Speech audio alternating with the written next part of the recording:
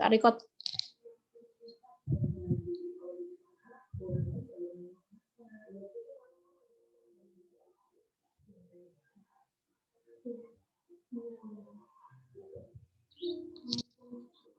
Oke. Assalamualaikum warahmatullahi wabarakatuh. Perkenalkan, kami dari kelompok 7 yang beranggotakan 3 orang, yaitu saya sendiri, Afrinansah Revina Isambudi, NIM D600190085. Kemudian ada saya, Laili Fitrianisi, NIM D600190091. Kemudian ada saya sendiri, Setiani, D600190103. Oke, pada kesempatan kali ini kami akan berdiskusi tentang 3 isu yang telah diberikan kepada kita, yaitu pada tugas penelitian operasional 2, yaitu isu pertama ada proses stokastik, isu kedua itu ada antrian, dan isu ketiga itu tentang game teori. Oke, langsung saja ke isu yang pertama, yaitu tentang proses stokastik. Jadi, menurut kalian, Setiani dan Laili, apa sih yang dimaksud dengan proses stokastik? Kalau menurut saya ya, proses stokastis itu adalah proses yang dinamis. Dinamis berarti tidak statis ya, dari waktu ke waktu dalam pola yang bersifat probabilistik atau tidak pasti. Terus kalau menurut aku sih, proses stokastik itu suatu himpunan variabel acak X atau XT, di mana T kecil itu anggota dari T besar.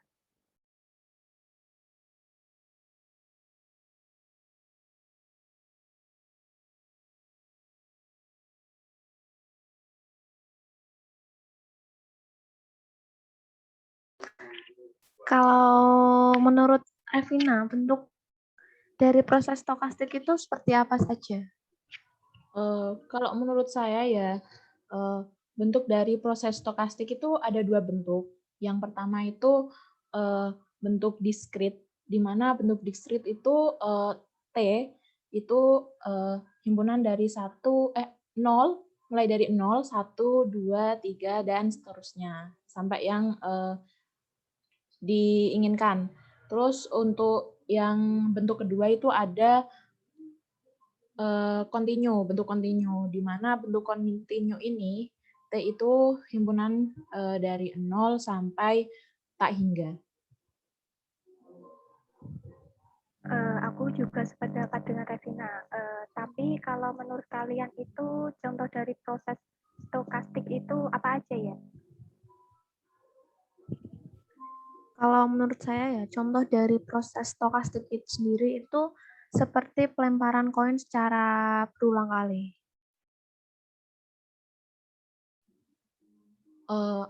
Aku ingin bertanya ke Laili, kenapa pernyataan tersebut kamu katakan sebagai proses stokastik?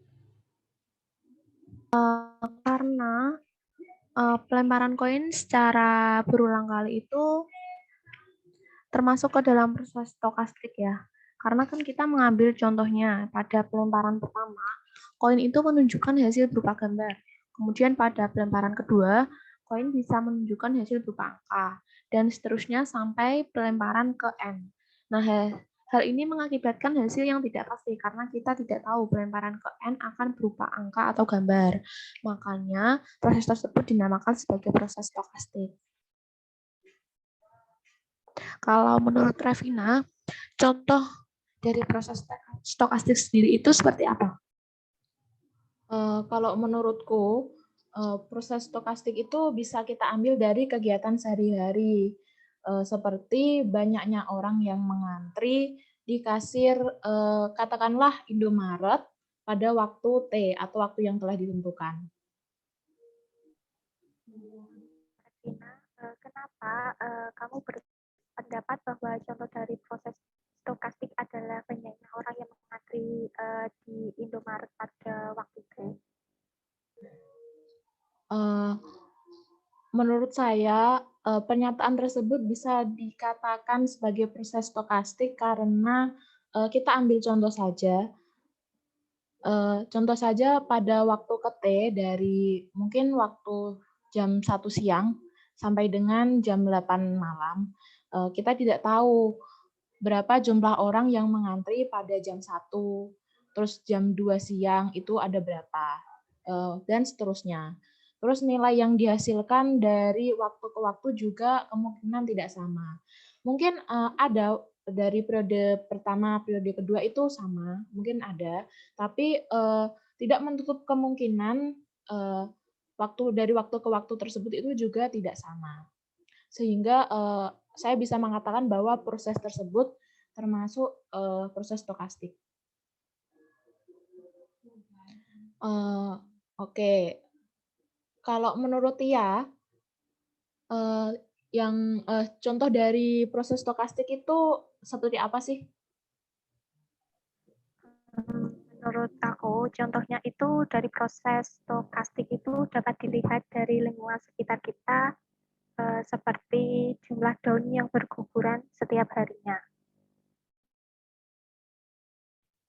Stiani, kenapa kamu bisa berpendapat seperti itu? Saya berpendapat seperti itu karena setiap harinya helai-helai daun akan berguguran. Tetapi kita belum tahu dapat memastikan berapa jumlah daun yang gugur dan juga fungsi seperti apa yang dapat menggambarkan proses bergugurnya daun-daun tersebut. Sehingga proses tersebut itu dinamakan proses stokastik gitu, Laili. Terus kalian masih memiliki contoh dari proses stokastik enggak? Aku izin menambahkan satu contoh ya terkait proses stokastik, yaitu bisa diambil dari kegiatan sehari-hari juga. Contohnya itu jumlah pengunjung tempat pariwisata seperti katakanlah Candi Borobudur pada waktu tertentu. Kenapa saya menyatakan bahwa pernyataan tersebut termasuk contoh proses stokastik karena kita dapat melihat jumlah pengunjung Candi Borobudur pada saat liburan sekolah ataupun weekend itu akan meningkat tajam. Sedangkan pada setiap harinya terdapat pengunjung yang jumlahnya tidak menentu. Dari jumlah pengunjung ini dapat ditentukan, kita tidak dapat menentukan fungsi yang pasti. Maka proses tersebut juga dinamakan proses stokastik. Menurutku begitu sih. Kalau dari saya ya, contoh dari proses stokastik itu bisa seperti jumlah penumpang bus pada jam tertentu. Alasannya karena kita ambil contoh saja, ketika jumlah penumpang pagi hari mendekati jam kerja itu sangat banyak. Kemudian jumlah ini akan berangsur-angsur menurun ketika jam kerja sudah dimulai dan menjelang jam istirahat. Jumlah penumpang akan kembali naik ketika jam pulang kerja. Hal ini berlangsung hampir setiap hari. Namun tidak dapat dipastikan fungsi apa yang mendekatinya, sehingga proses tersebut dapat dikatakan sebagai proses stokastik. Aku juga mau berpendapat tentang contoh proses stokastik, yaitu banyaknya kelahiran di Rumah Sakit Aisyah pada hari T. Alasannya yaitu karena sebagai contoh pada hari T itu dari mulai hari Senin sampai dengan hari Minggu, kita tidak tahu pasti berapa jumlah bayi yang akan lahir pada hari tertentu. Mungkin ada jumlah kelahiran yang sama pada hari-hari tersebut, tetapi tidak menutup kemungkinan untuk terjadinya perbedaan jumlah di setiap harinya. Sehingga proses tersebut itu dinamakan proses stokastik. Oke, dari pembahasan isu yang pertama tadi ya, terkait dengan proses stokastik, terdapat keterkaitan dengan isu yang kedua, yaitu teori antrian. Jadi menurut kalian, apa yang dimaksud dengan teori antrian? Oke, aku izin menjawab ya. Kalau menurutku, teori antrian itu adalah teori-teori yang menyangkut studi matematis dari barisan atau barisan pengguna. Benar sekali ya yang dikatakan dengan Revina. Teori antrian itu bisa terjadi akibat kebutuhan akan suatu pelayanan melebihi kapasitas yang tersedia untuk menyelenggarakan pelayanan itu. Sehingga pelanggan atau customer yang datang itu tidak segera mendapatkan pelayanan. Dalam kehidupan sehari-hari, kejadian ini sering ditemukan, misalnya seperti terjadi pada loket pembayaran. Kalau seperti itu, aku mau tanya, berarti apa aja sih manfaat dan tujuan dari adanya teori antrian ini? Analisis antrian ini memberikan manfaat buat kita karena kita dapat mengetahui informasi probabilitas yang dinamakan operation karakteristik yang dapat membantu pengambilan keputusan dalam merancang fasilitas pelayanan antrian untuk mengatasi permintaan pelayanan yang fluktuatif secara random dan menjaga keseimbangan antara biaya pelayanan dan juga biaya menunggu. Nah, contoh masalah antrian yang sering kita temui sehari-hari ya, seperti ada waktu membayar karcis di tol dalam perjalanan ke kantor, kemudian ada juga mengambil uang di bank, kemudian ada juga berbelanja di pasar swalayan, kemudian membeli karcis di kereta api, dan memasuki stadion sewaktu menonton pertandingan olahraga. Itu merupakan contoh dari antrian-antrian di dalam kehidupan kita sehari-hari. Nah, selanjutnya ini, menurut kalian, elemen-elemen apa aja yang terdapat pada teori antrian? Izin menjawab ya. Menurut saya itu elemen-elemen yang ada dalam teori antrian itu, setahu saya ada dua. Yang pertama itu kedatangan, yang kedua itu pelayanan. Kedatangan itu pastinya setiap masalah antrian itu melibatkan kedatangan. Misalnya orang, mobil, atau panggilan telepon untuk dilayani.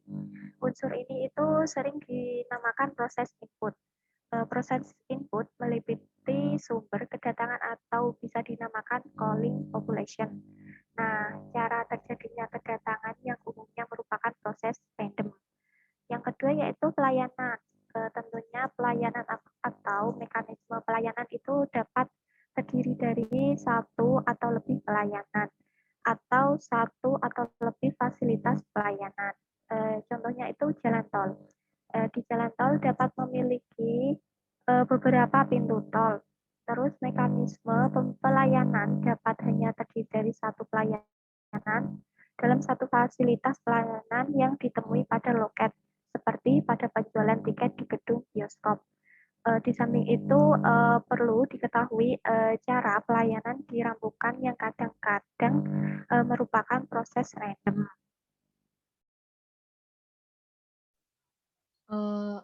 Aku izin menambahkan sedikit terkait elemen-elemen yang ada di teori antrian. Selain elemen kedatangan dan pelayanan yang sudah dijelaskan oleh Setiani tadi, terdapat satu elemen lagi, yaitu elemen antrian. Inti dari analisa antrian adalah antri itu sendiri. Jadi timbulnya antrian terutama tergantung dari sifat kedatangan dan proses pelayanan. Menurutku begitu sih. Oke, selain elemen yang ada di dalam teori antrian, tentunya terdapat penentu lain yang penting, yaitu disiplin antrian. Nah, disiplin antrian itu adalah aturan keputusan yang menjelaskan cara melayani pengantri.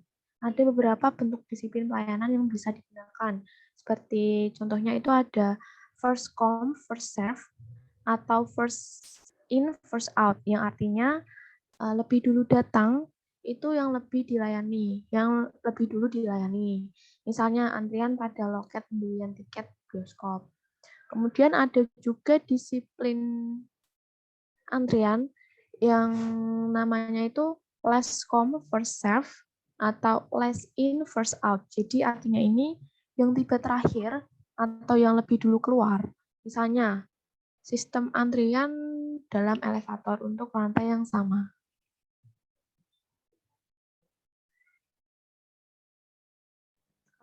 Izin menambahkan ya Laili, selain dimensi yang telah disebutkan tadi, ada disiplin selanjutnya yaitu service in random order atau serial, yang artinya itu panggilan didasarkan pada peluang secara random, tidak soal siapa yang lebih dulu tiba.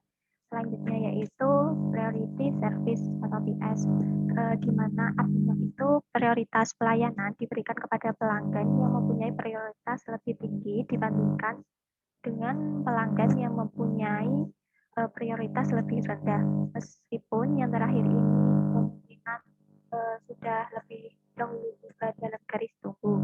Kejadian seperti ini kemungkinan disebabkan oleh beberapa hal.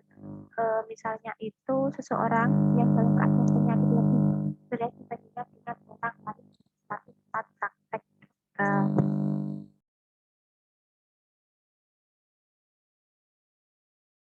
Oke, tadi kan sudah dijelaskan ya terkait disiplin-disiplin dari teori antrian. Kemudian selain itu pada teori antrian itu juga terdapat aspek yang harus diperhatikan dalam mekanisme pelayanan, meliputi ketersediaan pelayanan, kemudian ada kapasitas pelayanan, dan juga lamanya pelayanan. Benar sekali ya, kata Laili. Jadi dalam mekanisme pelayanan itu terdapat tersedianya pelayanan dan juga kapasitas pelayanan. Di mana tersedianya pelayanan itu berarti mekanisme pelayanan tidak selalu tersedia untuk setiap saat. Misalnya dalam pertunjukan bioskop, loket penjualan karcis masuk hanya dibuka pada waktu tertentu antara satu pertunjukan dengan pertunjukan berikutnya. Sehingga pada saat loket ditutup, mekanisme pelayanan terhenti dan petugas pelayan atau pelayan itu sendiri beristirahat. Terus untuk yang kedua ada kapasitas pelayanan. Yang berarti kapasitas dari mekanisme pelayanan diukur berdasarkan jumlah langganan yang dapat dilayani secara bersama-sama. Kapasitas pelayanan tidak selalu sama untuk setiap saat. Ada yang tetap, tapi ada juga yang berubah-ubah.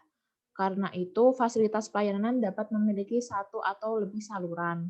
Fasilitas yang mempunyai satu saluran disebut saluran tunggal. Terus fasilitas yang mempunyai lebih dari satu saluran disebut dengan saluran ganda. Oke, benar ya yang dibilang oleh Revina tadi.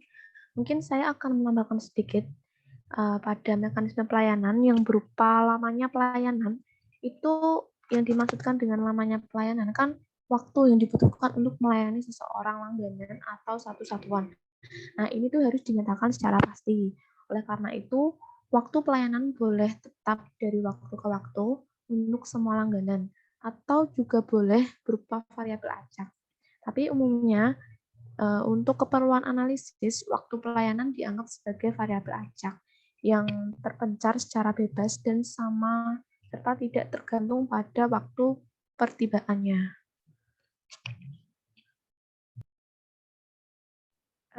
Oke, teman-teman, kita lanjut diskusi pada isu ketiga, yaitu game theory. Nah, menurut kalian itu apa game theory? Kalau menurut saya, game teori adalah suatu studi mengenai model matematika yang menggambarkan adanya interaksi antara kedua pemain yang merupakan individu yang rasional, di mana terdapat independensi antara strategi-strategi pemain. Mungkin aku menambahkan sedikit ya. Jadi setiap strategi-strategi pemain yang akan memberikan konsekuensi yang berbeda bagi pemain itu sendiri maupun pemain lainnya. Nah, strategi yang optimal dipilih berdasarkan pada ekspektasi pemain atas apa yang pemain lain lakukan. Pada prakteknya, game theory ini banyak digunakan sebagai metode pengambilan keputusan pada ilmu ekonomi, ilmu politik maupun psikologi. Tadi kan itu ya, sudah kalian jelaskan tentang apa itu game theory. Nah, aku ambil kesimpulan bahwa game theory itu mengambil keputusan dalam kondisi konflik. Lalu aku mau menambahkan sedikit tentang elemen-elemen dalam game theory. berupa pemain. Pemain itu merupakan pihak-pihak dapat berupa individu ataupun organisasi yang bertindak dalam pengambilan keputusan dalam suatu game. Yang kedua yaitu peraturan. Nah, dalam suatu game itu harus terdapat peraturannya yang menjelaskan pemain mana yang harus bermain, kapan pemain harus bermain, dan apa yang diketahui oleh pemain tersebut kita bermain, dan aksi apa yang harus dilakukan oleh pemain. Nah, yang selanjutnya itu strategi. Nah, strategi ini berupa aksi yang dapat dilakukan oleh pemain. Nah, strategi optimal itu strategi yang memaksimalkan ekspektasi payoff pemain. Selanjutnya itu payoff. Nah, payoff ini setiap strategi yang diambil pemain itu akan memberikan konsekuensi berupa payoff yang akan diperoleh pemain. Nah, payoff itu digambarkan dengan utilitas yang diperoleh pemain untuk masing-masing strategi yang diambil. Dapat berupa nilai, jumlah uang tertentu, prestige, emosi, maupun risiko. Ternyata ada elemen-elemennya ya. Karena informasi yang aku dapatkan bahwa klasifikasi game theory itu sebelumnya ada dua, yakni yang pertama ada zero sum, di mana satu pemain mendapatkan keuntungan dari kerugian pemain lainnya. Dan yang kedua itu ada non-zero sum, di mana ada pihak yang memperoleh keuntungan atau kerugian melampaui jumlah yang dipertaruhkannya. Maka dapat kita simpulkan bahwa Cold War adalah non-zero sum game. Oke, aku mau nanya nih, tentang apa aja sih solusi yang digunakan dalam games teori ini? Oke, aku izin menjawab ya. Setauku sih, solusi yang digunakan dalam games teori itu ada dua, yaitu strategi murni dan yang kedua itu strategi campuran. Strategi murni atau pure strategi game yaitu digunakan untuk setiap pemain dengan menggunakan strategi tunggal melalui aplikasi kriteria maksimum dan kriteria minimax. Nilai yang dicapai harus merupakan maksimum dari minimax baris dan minimum dari minimax kolom. Titik ini dikenal sebagai titik pelana atau saddle point. Untuk strategi campuran sendiri atau mix strategi game, strategi ini dilakukan apabila strategi murni yang digunakan belum mampu menyelesaikan masalah permainan atau belum mampu memberikan pilihan strategi yang optimal bagi masing-masing pemain atau perusahaan.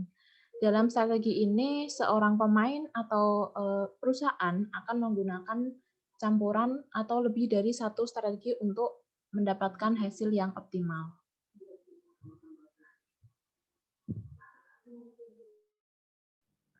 Tadi kan itu ya udah dijelasin tentang solusi yang digunakan dalam games theory oleh Revina. Aku contoh aplikasi game theory. Nah, contohnya itu musyawarah untuk mufakat. Karena secara sederhana dapat dijelaskan bahwa musyawarah merupakan salah satu cara untuk mewujudkan situasi yang disetujui oleh kedua belah pihak, atau dengan kata lain merupakan perilaku AA atau BB yang sama-sama membuat payoff terpenuhi bagi kedua belah pihak.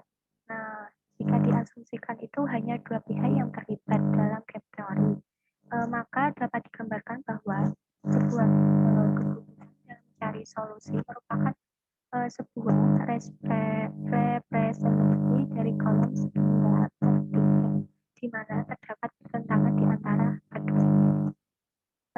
Kemudian dari sanalah peran musyawarah untuk mendorong ke arah terjadinya kolom sependapat musyawarah adalah salah satu ciri dari solusi yang menawarkan win-win solution, di mana semua pihak itu merasa puas dengan keputusan yang diambil.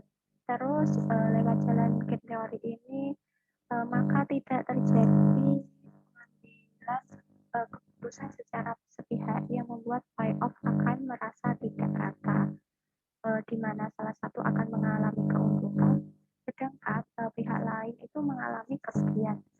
Terus lewat musyawarah itu, maka kotak-kotak sependapat sepertiga akan diusahakan untuk digeser ke arah kesepakatan antara kedua pihak. Mungkin dari kalian mau memberikan contoh pengaplikasian lainnya.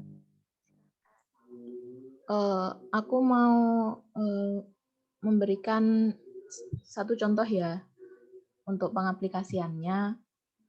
Contohnya itu pada strategi persaingan antara Grab dan Gojek, di mana strategi yang terbaik digunakan oleh Grab untuk memperoleh keuntungan maksimal adalah strategi kenyamanan dan promo voucher dengan promosi masing-masing sebesar 50%. Sedangkan untuk Gojek sendiri, strategi yang digunakan untuk memperkecil kekalahannya adalah atribut hemat biaya sebesar 20% dan atribut keamanan sebesar 80%. Aku juga ingin menambahkan ya terkait contoh dari games theory, itu ada kasus kampanye perusahaan. Diasumsikan bahwa tiap perusahaan itu melakukan periklanan di televisi. Nah, game ini memiliki saddle point atau titik lananya pada posisi di mana kedua perusahaan menempatkan seluruh dananya ke dalam periklanan televisi dengan hasil bersih yang mereka buat adalah sama dengan apabila keduanya tidak beriklan alias nol atau tanda asterisk. Nah, resikonya ini nanti mereka justru dapat masuk ke dalam kategori tidak beriklan, namun ternyata salah satu pesaingnya melakukan iklan menggunakan salah satu media.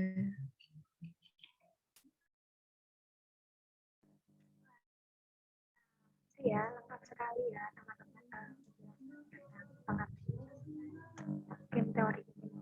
Terus aku juga masih bingung nih tentang keterbatasan yang ada di game teori.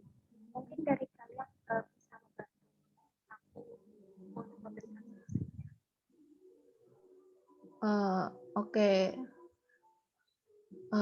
Kalau menurut saya ya, keterbatasan dari game teori ini terdapat pada kebanyakan model ekonomi lainnya. Tapi bergantung pada asumsi bahwa orang adalah aktor rasional yang mementingkan diri sendiri dan memaksimalkan utilitas. Tentu saja, kita adalah makhluk sosial yang bekerja sama dan peduli pada kesejahteraan orang lain. Sering dengan biaya kita sendiri, game theory tidak dapat menjelaskan fakta bahwa dalam beberapa situasi kita mungkin jatuh ke dalam equilibrium Nash. Dan kali lainnya juga tidak, tergantung pada konteks sosial dan siapa pemainnya. Nggak terasa ya, teman-teman, kita udah membahas panjang lebar tentang ketiga isu ini. Menurut kalian, apakah masih ada tambahan tentang ketiga isu ini? Kalau dari aku udah cukup sih, udah jelas juga tadi terkait dijelaskan masing-masing. Kalau menurut kalau aku juga udah cukup sih. Oke. Kalau menurut kalian sudah cukup, aku juga sudah cukup terkait ketiga isu ini.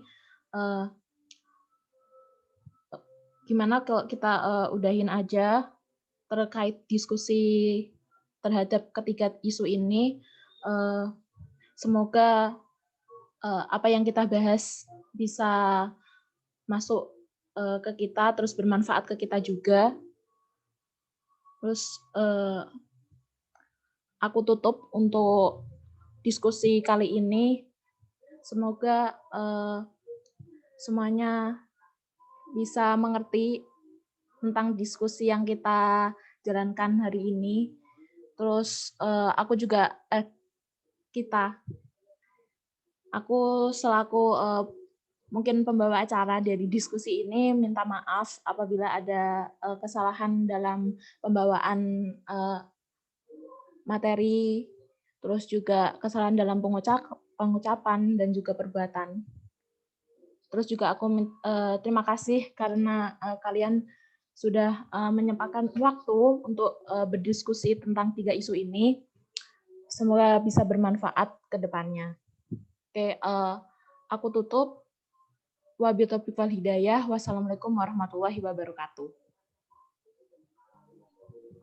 Waalaikumsalam warahmatullahi wabarakatuh. Oke, stay safe and healthy ya guys.